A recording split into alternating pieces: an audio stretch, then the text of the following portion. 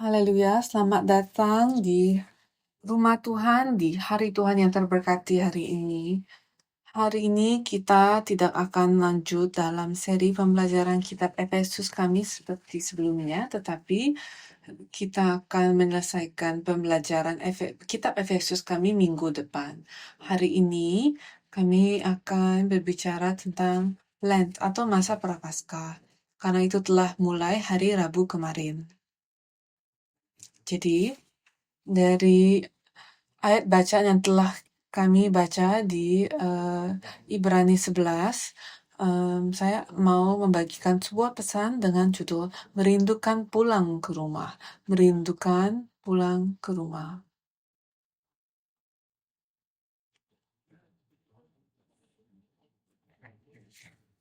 Kita sekarang sedang melalui musim pulang, ya kan? Kita baru saja merayakan tahun baru Imlek, dan saya juga mengucapkan selamat tahun baru Imlek untuk kalian yang merayakan. Kiranya berkat Tuhan pun turun ke atas kalian. Dan pada masa yang bersamaan, tahun baru Imlek tahun ini juga adalah masa Prapaskah atau masa Lent. Lent adalah masa 40 hari, tidak menghitung hari Minggu, dan ketika kita memikirkan kedatangan Yesus Kristus dan penderitaan yang dialami selama dia berada di atas bumi ini, dan kematiannya di atas kayu salib, dan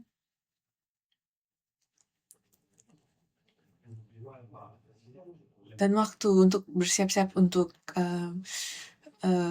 kebangkitan dan kehidupan yang baru itu. Karena mengingat ini semua, orang Kristen biasanya mereka menjauhi hal-hal yang menyenangkan. Maksudnya mereka menyangkal diri melalui puasa, doa, dan saya mendengar beberapa orang berkata, tahun ini saya mau puasa apa ya? Dan tahun ini banyak orang harus melalui tahun baru Imlek, tapi hari yang bersamaan juga adalah masa Lent. Jadi banyak orang tahun ini mengalami konflik emosional karena itu kan. Dan susah untuk dijalani bersamaan tahun baru Imlek dan Lent ini. Banyak yang merasa sulit untuk dijalani bersama. Namun saya melihat keduanya malah memiliki sesuatu yang sama, yaitu kedua-duanya adalah masa untuk kita merenungkan asal-usul dan juga tujuan kita. Saya mau memperjelas bahwa masa Lent bukan hanya sekedar musim penyangkalan diri atau musim menderita secara agamawi saja, tapi ini dimulai hari Rabu kemarin. Masa Lent dimulai hari Rabu kemarin, dan ini akan berakhir pada hari kebangkitan, yang juga adalah yang kita kenal sebagai hari Paskah, hari Minggu setelah Jumat Agung. Dan masa ini adalah waktu untuk kita malah bertanya, kemana saya sedang menuju? Jadi ini tentang arah dan tujuan dari iman saya. Jadi iman kita sedang menuju kemana? Dari awal hingga akhir, Alkitab menyebut umat Tuhan sebagai orang asing dan peziarah. Jadi kehidupan iman kita sampai kita memasuki kerajaan surga adalah sebuah ziarah.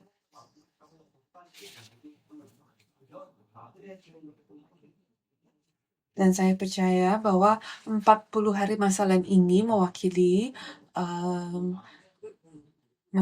kehidupan seorang peziarah itu. Dan 1 Petrus 2 ayat 11 dikatakan, Saudara-saudaraku yang kekasih, aku menasihati kamu supaya sebagai pendatang dan perantau kamu menjauhkan diri dari keinginan-keinginan daging yang berjuang melawan jiwa. Jadi Alkitab memberitahu kita bahwa rumah kita, rumah kekal kita, rumah abadi kita bukan berada di bumi ini. Tetapi rumah kekal kami, asal-usul kami adalah kerajaan sorga. Jadi saya berdoa kiranya pada masa Lent ini kita dapat mengakui kerajaan sorga sebagai rumah kekal kita. Jadi bagaimana kita dapat memasuki rumah abadi itu? Bagaimana kita dapat menantikan rumah abadi itu? Apakah kita akan memasuki rumah abadi itu?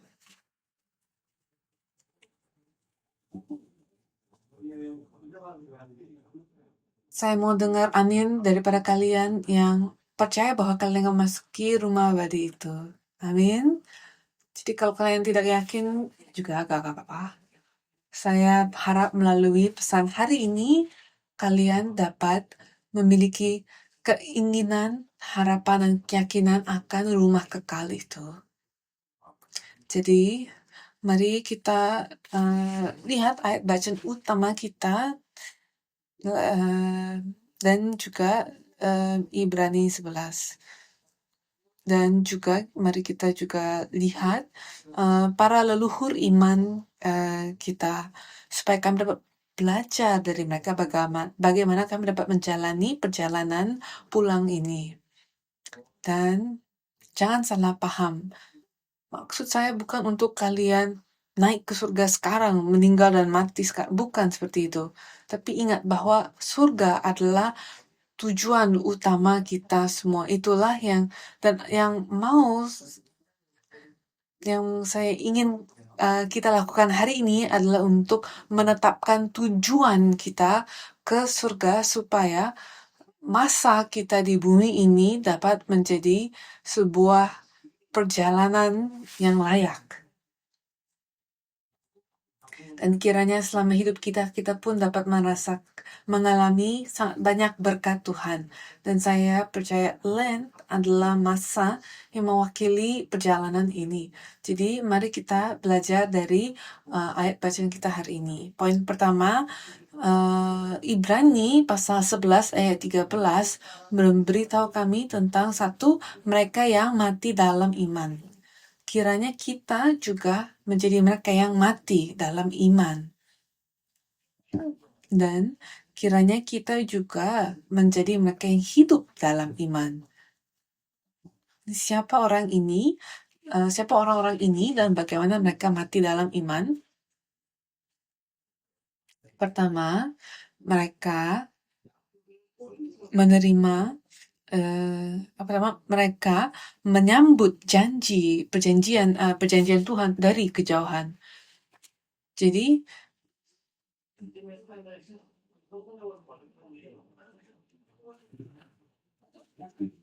orang-orang ini mereka dapat menjalankan perjalanan ini karena mereka melihat tujuan akhirnya. Dari jarak yang jauh mereka sudah melihat akhirnya.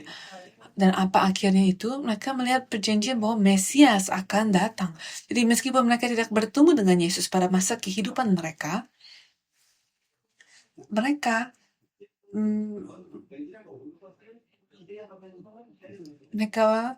meskipun mereka tidak berjumpa dengan Yesus, tapi mereka menanti-nantikan Yesus.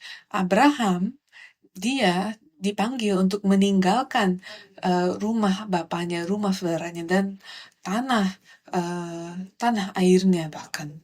Dan sulitkan untuk meninggalkan tempat kalian tinggal, untuk meninggalkan orang tua kalian. Tetapi Abraham melakukan itu semua ketika Allah memanggilnya keluar. Jadi kuncinya di sini adalah bahwa Abraham tidak tahu Tuhan mau memanggil dia kemana. Tetapi karena Tuhan yang memanggil dia, maka dia pergi. Jadi dia pergi tanpa mengetahui tujuan akhirnya, tanpa mengetahui Tuhan mau membawa dia kemana. Tetapi di Kejadian 23 ayat 4, dikatakan ini, "Aku ini orang asing dan pendatang di antara kamu. Berikanlah kiranya kuburan milik kepadaku di tanah kamu ini, supaya kiranya aku dapat mengantarkan dan menguburkan istriku yang mati itu."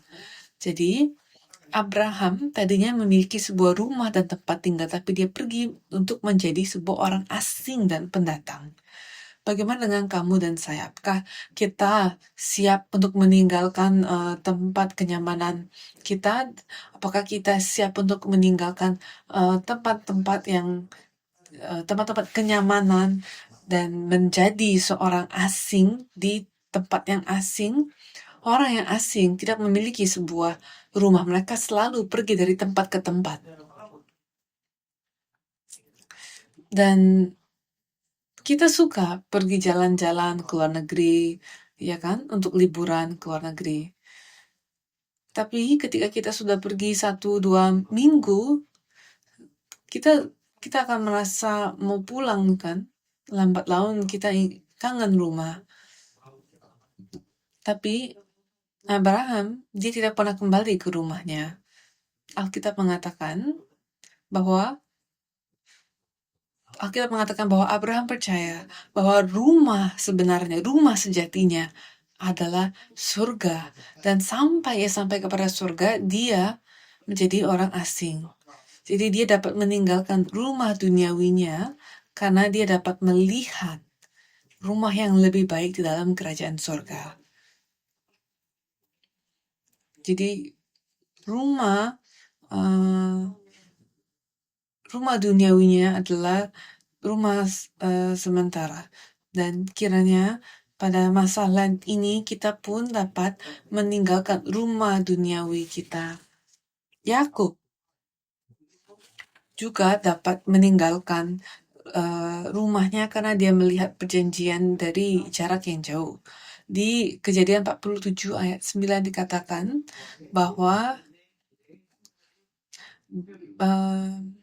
Yakub mengakui bahwa dia adalah seorang pengembara, dan dia memulai pengembaraannya ketika dia menerima perjanjian dari Tuhan, kan? Dan Raja Daud juga mengatakan bahwa dia hidup sebagai seorang pengembara di Mazmur 39 ayat 12. Dan coba saya tanyakan, apakah kita merasa bahwa kita pun adalah seorang pengembara atau peziarah?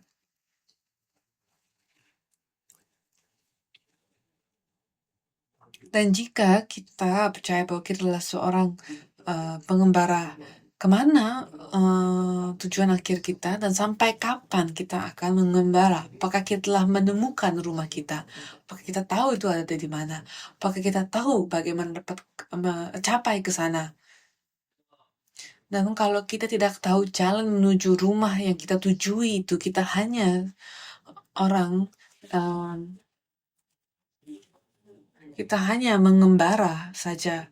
Dan Filipi 3 ayat 20 mengatakan, karena kewargaan kita adalah di dalam surga.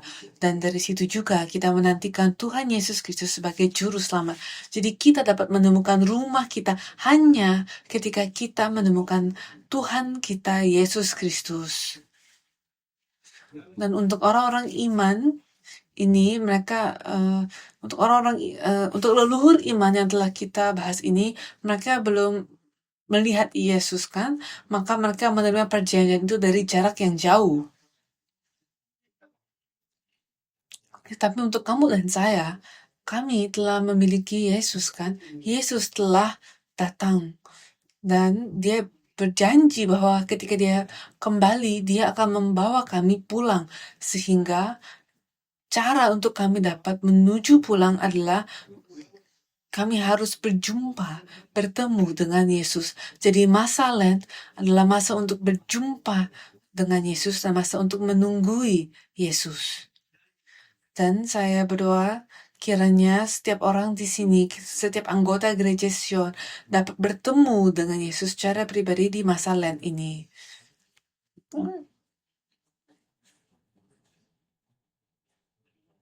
Apakah kalian tahu perbedaan dari antara mereka yang telah berjumpa dengan Yesus dengan mereka yang hanya mengetahui Yesus saja?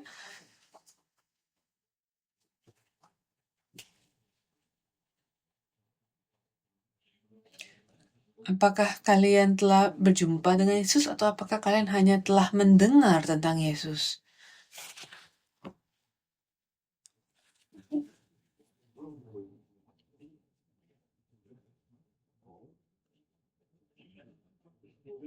Apakah kalian telah berjumpa dengan Yesus?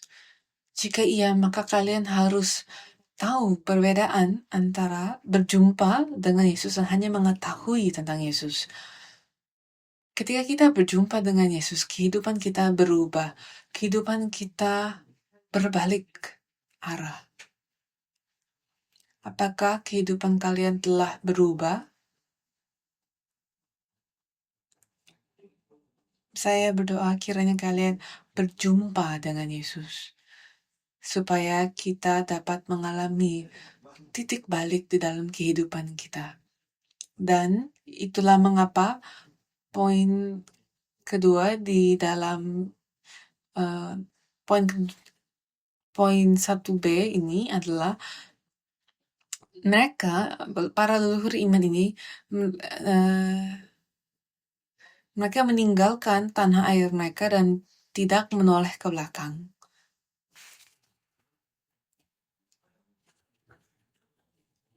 Dan ketika perjalanan iman kita menjadi sulit,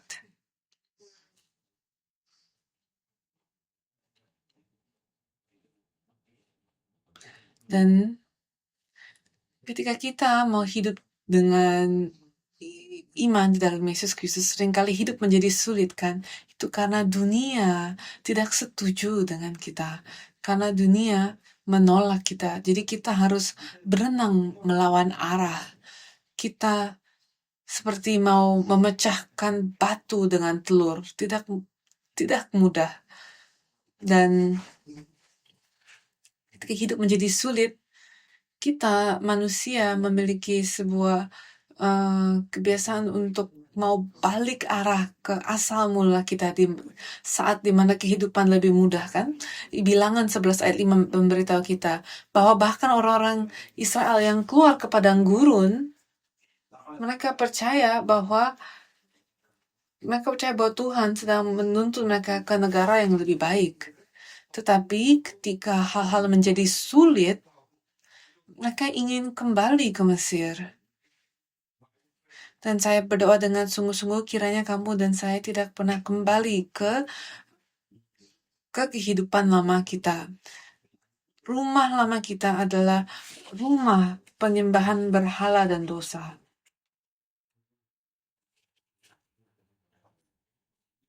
Lukas 9 ayat 62, Yesus mengatakan,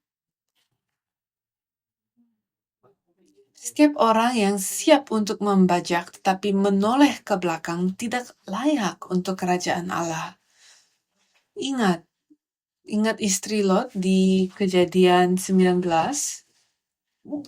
Dia mengikuti malaikat untuk diselamatkan, ya kan, untuk diselamatkan dari penghancuran Sodom dan Gomora, tetapi hatinya masih ragu dan dia masih ingat akan kenyamanan di Sodom dan Gomora, sehingga dia menoleh ke belakang. Lalu saat itu menjadi tiang garam. Kiranya kamu dan saya tidak pernah menoleh ke dosa-dosa masa lalu kita.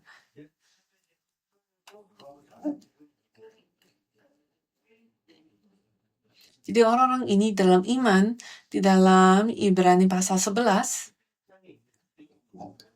karena mereka memiliki iman, mereka meninggalkan rumah dosa mereka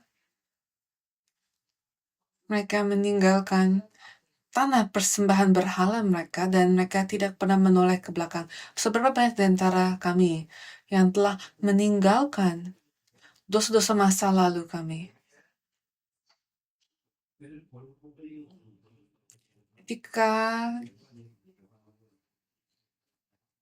Ketika kita bertemu dengan Yesus, Dia mengizinkan kami untuk Dia memampukan kami untuk meninggalkan dosa-dosa kami. Dan saya berdoa dan percaya bahwa kalian semua telah meninggalkan tempat dosa kalian di dalam Tuhan Yesus. Jadi masalahnya sekarang adalah seringkali kita ingin kembali kan. Meskipun Yesus telah membawa kami keluar, kami tetap ingin kembali. Apa yang akan kami lakukan? Siapa yang akan kembali? Mungkin ada beberapa orang di sini, termasuk diri saya, yang terus ingin kembali.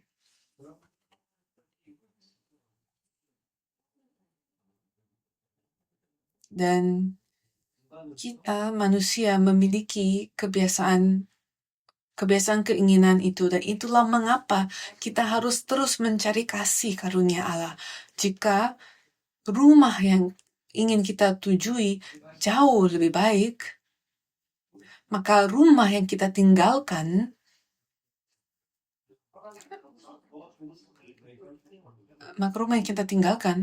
apa yang akan kita lakukan dengannya? Apakah kita akan maju ke depan ke rumah yang mau kita tujui, atau apakah kita akan berjalan mundur ke rumah yang kita kenal? Jadi sekali lagi, Tuhan harus membuka mata kita untuk melihat rumah luar biasa yang telah Ia persiapkan untuk setiap kita. Tuhan harus menetapkan tujuan kita agar kita dapat melihat rumah itu di depan kita. Dan saya berdoa kiranya di masa lain ini menjadi masa di mana Tuhan akan mengatur arah kita, membuka mata kita, supaya kita dapat melihat rumah kekal itu yang telah Dia persiapkan untuk kita. Ibrani 13 ayat 14 dikatakan, sebab di sini kita tidak mempunyai tempat tinggal yang tetap. Kita mencari kota yang akan datang.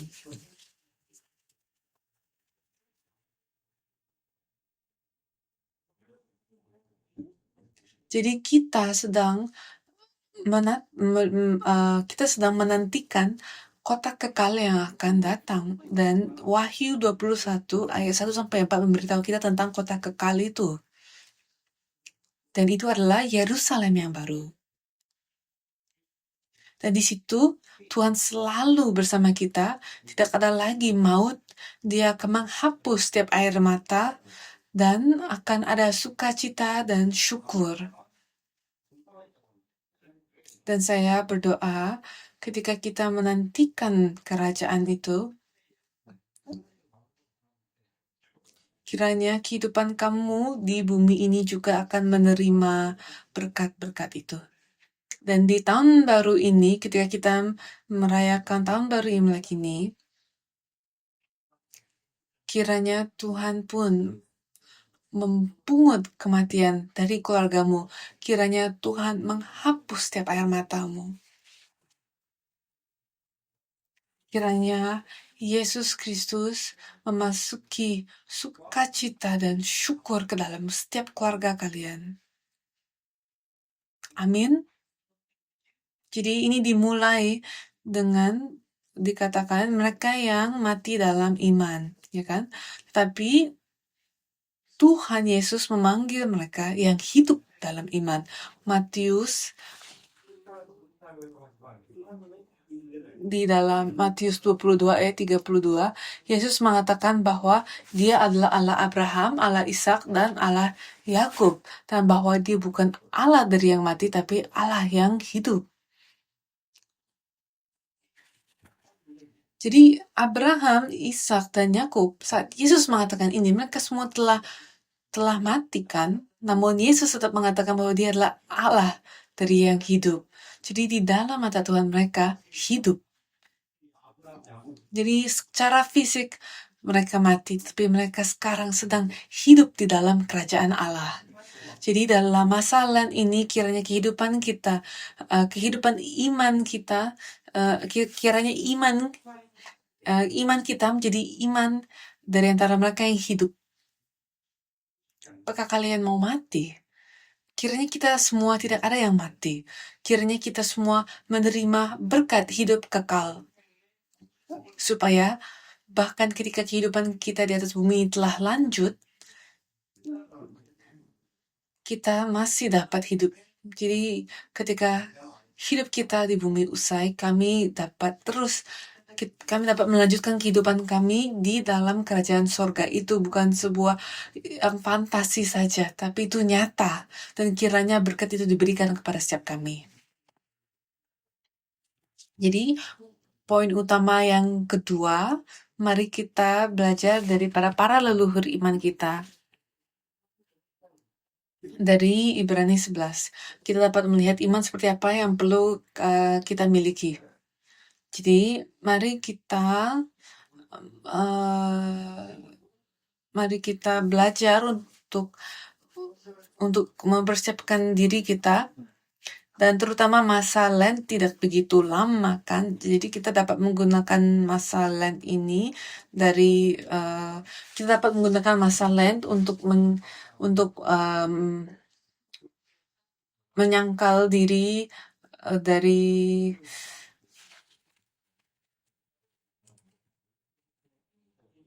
dapat melatih diri untuk tidak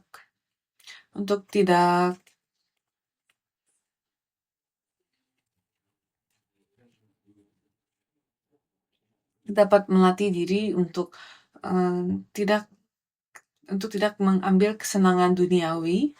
Jadi bagi beberapa orang rupanya itu adalah game, social media, film-film, atau apapun itu. Dan ini adalah sebuah latihan agar kita dapat semakin dekat kepada Tuhan. Dan saya berdoa kalau kalian mau melatih diri untuk berhenti dari sebuah adiksi kalian, mau itu gaming, main game, merokok, atau apapun itu adiksi kalian, kiranya kalian tidak hanya berhenti selama 40 hari saja, tapi kiranya kalian berhenti adiksi kalian untuk sepanjang kehidupan kalian.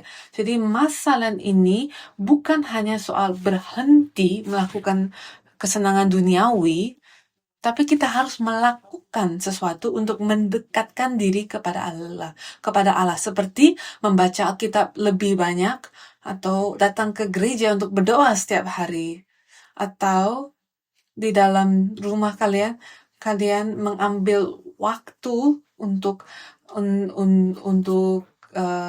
sendiri bersama Allah. Saya berdoa kiranya kalian pun tetap tidak hanya melakukan ini selama 40 hari saja, tapi sepanjang kehidupan kalian. Dan kiranya 40 hari ini menjadi awal mula dari kebiasaan ini untuk sisa hidup kalian. Amin. Jadi marilah kita belajar dari beberapa leluhur iman kita di dalam Ibrani 11. Pertama adalah Habel. Habel adalah seorang yang beribadah kepada Tuhan di dalam iman. Ibrani 11 ayat 4 dikatakan, karena iman Habel telah mempersembahkan kepada Allah korban yang lebih baik daripada korban Kain. Jadi pada masa Lent ini, kiranya kita fokus pada memulihkan ibadah kita kepada Allah. Kiranya kita fokus untuk datang kepada Tuhan dan memberikan persembahan yang benar. Kedua adalah Nuh. Ibrani 11 ayat 7 mengatakan, karena iman, maka Nuh dengan petunjuk Allah tentang sesuatu yang belum kelihatan, dengan taat mempersiapkan bahtera untuk menyelamatkan keluarganya.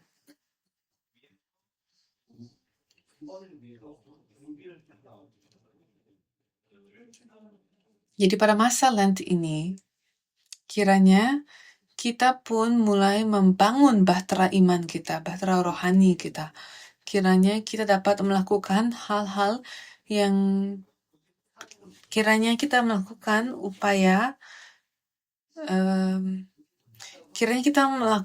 aktivitas-aktivitas yang menghormati Tuhan, meskipun seringkali kita belum melihat buahnya, tapi kiranya kita melakukan itu di dalam iman. Jadi Jadi bukan hanya soal kita percaya kepada Tuhan dengan bibir kita saja, bukan hanya dengan teori atau pikiran kita saja, tetapi ini adalah tentang melakukan sesuatu dengan tubuh kita karena kita percaya kepada Tuhan. Jadi pikirkan apa yang dapat kalian lakukan pada masa Lent ini, dan kiranya kita selanjutnya dalam kehidupan kita melakukan ini. Apa yang Tuhan ingin kita lakukan? Apa yang dapat kita lakukan untuk membuat sebuah perbedaan? Apa yang dapat kita ubah? Seluruh kehidupan Nuh berubah ketika dia menaati Tuhan, kan? Ketiga adalah Abraham, dan kita telah membahas dia sebelumnya, tapi ingat, Abraham dia pergi dalam iman. Ini dalam Ibrani pasal 11 ayat 8 sampai 10 dikatakan bahwa Abraham pergi tanpa mengetahui ia pergi kemana, dan dia pergi karena dia menaati Tuhan, bukan karena dia tahu tujuan akhirnya. Jadi, pikirkan apa yang sedang kita tinggalkan. Apa yang sedang mengikat kita kepada dunia ini. Apa yang membuat kita keras hati, keras kepala. Lent adalah masa untuk memeriksa apakah iman kita sungguh nyata. Apakah kita benar-benar percaya kepada Allah? Atau apakah kita hanya berbicara seolah-olah kita percaya kepada Tuhan? Apakah kita sungguh-sungguh percaya kepada Tuhan sampai titik ketaatan yang diwujudkan dalam perbuatan? Gampang untuk kalian periksa. Hari ini kita mendengar firman Tuhan. Apakah itu akan berhenti di sini saja? Apakah ketika kalian pergi keluar dari pintu ini, pergi pulang ke rumah, apakah kalian akan melupakan semuanya? Atau apakah kalian akan ingat untuk mengaplikasikan firman ini dalam kehidupan kita sehari-hari?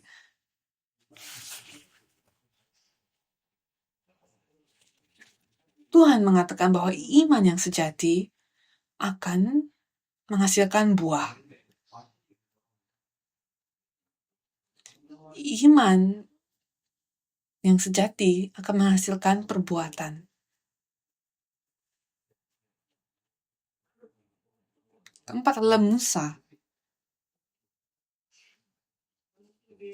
Iman dalam memilih. Ibrani 11 ayat 25 sampai 26 dikatakan, karena ia lebih suka menderita sengsara dengan umat Allah daripada untuk sementara menikmati kesenangan dari dosa.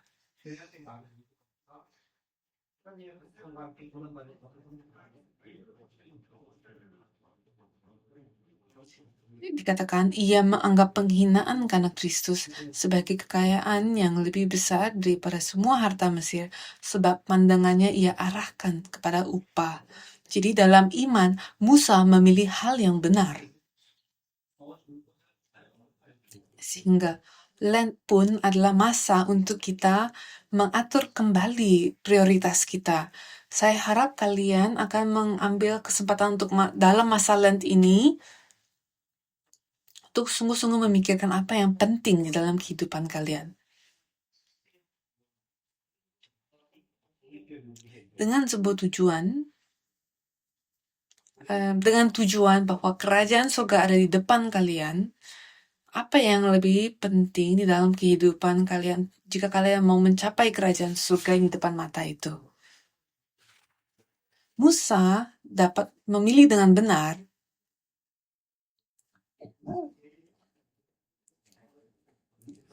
Dia membandingkan kepentingan statusnya sebagai anak Firaun atau statusnya sebagai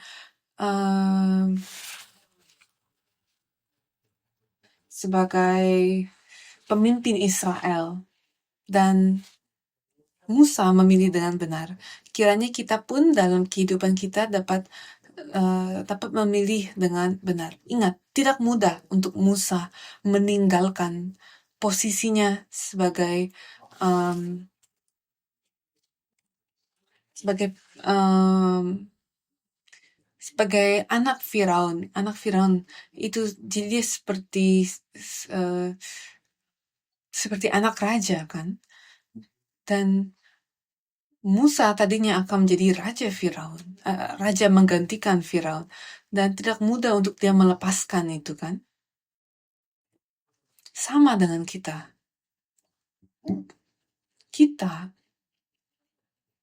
harus belajar dan memikirkan apa yang lebih berharga, apa yang akan menuntun kita kepada kerajaan sorga.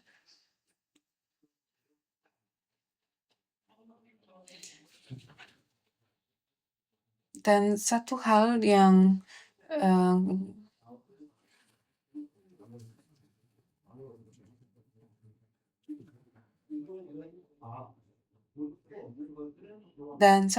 yang ditemukan di dalam semua para leluhur iman kita.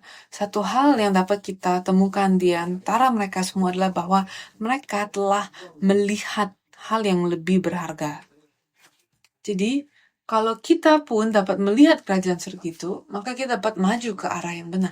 Tapi kalau kita tidak melihat apa-apa, maka akan sulit untuk kita dapat meninggalkan kenyamanan-kenyamanan duniawi, kesenangan-kesenangan duniawi kita. Jadi Tuhan membuka mata mereka untuk melihat suatu hal yang sungguh luar biasa. Kiranya kita pun mata kita dibuka untuk melihat hal yang sama.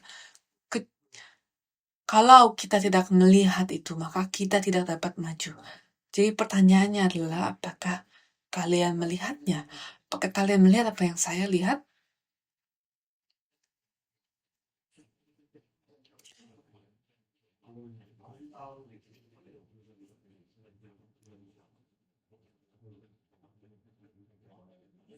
Apakah kita melihat kerajaan sorga sebagai sesuatu yang nyata? Mari kita lihat Ibrani 11 ayat 1.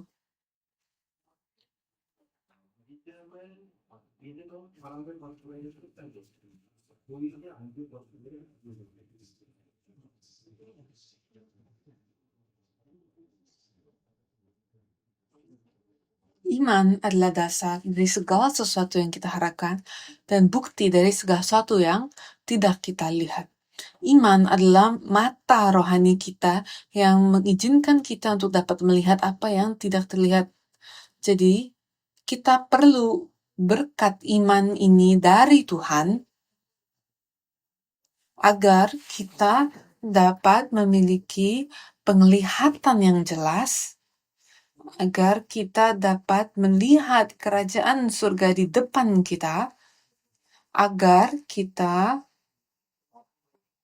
tidak perlu kembali ke rumah dosa kita.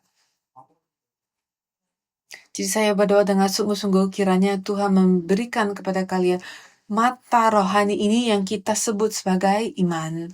Dan kiranya kalian dapat melihat apa yang sungguh-sungguh penting. Amin. Sekarang kesimpulan. Berkat dari kehidupan yang merindukan untuk pulang. Tuhan membuat perjanjian-perjanjian khusus kepada mereka yang ingin pulang ke rumah kekal ini. Apakah kalian akan menjadi orang yang menerima berkat ini? Amin. Kiranya mari kita berdoa supaya kita menjadi orang yang menerima semua berkat perjanjian ini. Dan apa berkat-berkat ini? 1. Berkat damai sejahtera yang tidak tergoyahkan. Ibrani 11 berbicara soal para leluhur iman. Dan Ibrani 12 berbicara tentang berkat yang mereka terima. Dan Ibrani 12 ayat 28 memberitahu kita dikatakan, jadi karena kita menerima kerajaan yang tidak tergoncangkan, marilah kita mengucap syukur dan beribadah kepada Allah menurut cara yang berkenan kepadanya, dengan hormat dan takut.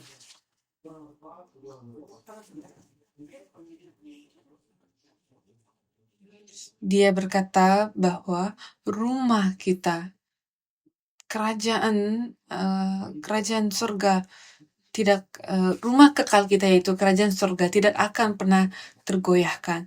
Maka mereka yang mengetahui tanah air mereka tidak tergoyahkan oleh dunia. Jadi saya berdoa di dalam nama Tuhan, kiranya Tuhan memberikan kepada kalian damai sejahtera dan berkat-berkat yang tidak tergoncangkan. Kedua, berkat penghiburan melampaui air mata. Lagi, Wahyu 21 ayat 4 memberitahu kita bahwa dia akan menghapus segala air mata dari mata kita. Dan Roma 8 ayat 18 dikatakan, sebab aku yakin bahwa penderitaan zaman sekarang ini tidak dapat dibandingkan dengan kemuliaan yang akan nyatakan kepada kita.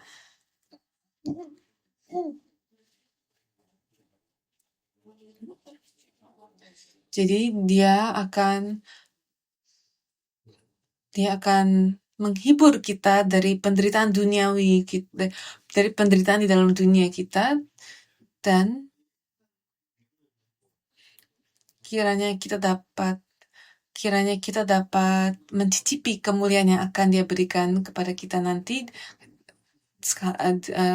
Kiranya kita dapat mencicipi kemuliaan yang akan dia berikan selama kehidupan kita. Kiranya kita dapat mengalami kemuliaan itu dalam kehidupan kita dan juga di dalam keluarga kita.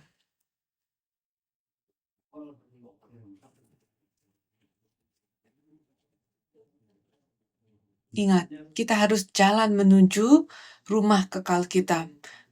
Di dalam perjalanan itu, Tuhan akan menunjukkan kepada kita kemuliaan itu. Kemuliaan dia. Dan 3, berkat Allah menjadi Allah kita dan kita dapat tinggal bersama dengan Allah. Jadi, ini adalah berkat di mana kita dapat tinggal bersama-sama dengan Allah. Dan Tuhan akan mengatakan bahwa aku adalah Bapamu. Tuhan akan mengatakan bahwa aku akan menyertaimu. Dan menurut saya ini adalah berkat yang terbesar ketika Tuhan berkata, aku akan berjalan bersamamu. Aku akan melindungimu. Aku akan menuntun jalanmu sampai kepada pohon kehidupan. Apa kalian menginginkan itu? Amin. Seringkali namun kita suka mengatakan, Tuhan tutuplah matamu, jangan berjalan bersamaku. Saya mau melakukan apa yang saya ingin lakukan.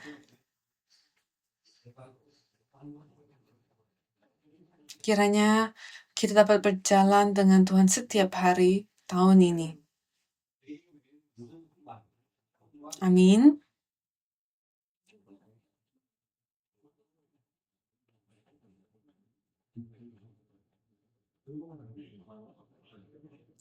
Apakah kalian ingin berjalan dengan Tuhan setiap hari?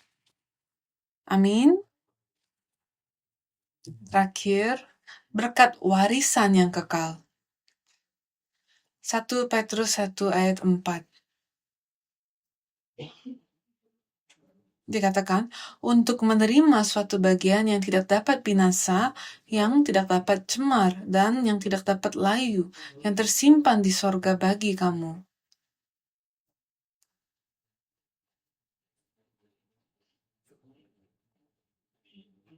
Tolong percaya bahwa Tuhan memiliki warisan yang luar biasa untuk kalian yang telah Dia persiapkan di dalam kerajaan sorga. Amin. Kiranya kita tidak lupa bahwa Tuhan memiliki berkat luar biasa ini yang telah Dia persiapkan untuk kita. Tapi kalau kalian tidak sampai di situ, maka itu tidak akan menjadi milik kalian. Jadi kita harus sampai di sana agar itu dapat menjadi milik kita. Jadi Lent sekali lagi adalah masa untuk melihat kembali untuk mengarahkan mata kita ke tanah air sejati kita. 40 hari adalah masa yang diperlukan sebelum era yang baru, dunia yang baru dapat dimulai. Setelah 40 hari air bah pada masa Nuh, maka dunia baru dimulai. Dan setelah 40 tahun perjalanan padang gurun, maka Israel dapat memasuki tanah perjanjian yang baru. Dan ketika Elia berjalan selama 40 mengembara selama 40 hari, maka dapat mengalami transfigurasi. Dan ketika Yesus berpuasa 40 hari di padang gurun, setelah itu baru dia memulai pelayanannya. Gereja Sion, saya mau minta kalian untuk berdoa dengan saya. Setelah 40 hari masa Lent ini, kiranya Tuhan membuka waktu dan dunia yang baru untuk Gereja Sion. Kiranya kita dapat mengamati masa Lent ini dengan dunia indah yang baru itu di dalam pandangan kita. Mari kita nantikan berkat-berkat kekal yang akan diberikan kepada kita. Dan saya berdoa kiranya Tuhan membuka hati kita dan memberikan kita iman yang baru, harapan yang baru, dan memperbarui penglihatan kita, dan juga kesehatan yang baru, dan kekuatan yang baru. Kiranya kita dapat menjaga 40 hari masa Lent ini dalam iman dan berjalan bersama dengan Tuhan, dan kiranya semua berkat ini menjadi milik Gereja Sion. Amin. Mari kita berdoa. Allah Bapa, terima kasih untuk berkat luar biasa yang telah Engkau janjikan kepada kami. Allah Bapa, bukan karena perbuatan kami maka kami dapat menerima berkat-berkat ini, tapi ini semua hanya karena kasih karunia dan kasih-Mu saja. Tolong mampukan kami untuk memiliki iman. Tolong berikan kepada kami iman yang dari sorga, supaya kami dapat melihat berkat-berkat luar biasa yang telah Engkau persiapkan untuk kami. Bantu kami untuk dapat memiliki arah yang benar, agar kami dapat menuju kerajaan kekal. Kiranya setiap anggota Gereja Sion dapat melihat kerajaan sorga yang indah. Tolong berikan kepada kami harapan baru itu, iman yang baru itu, dan penglihatan yang baru itu. Dan meskipun dan kiranya kami juga menerima kesehatan yang baru, tubuh yang baru, dan juga hati yang baru. Sekiranya semua berkat ini menjadi milik kami, dan dengan hati penuh syukur kami naikkan doa ini dalam nama Juru Selamat kami, Yesus Kristus. Amin.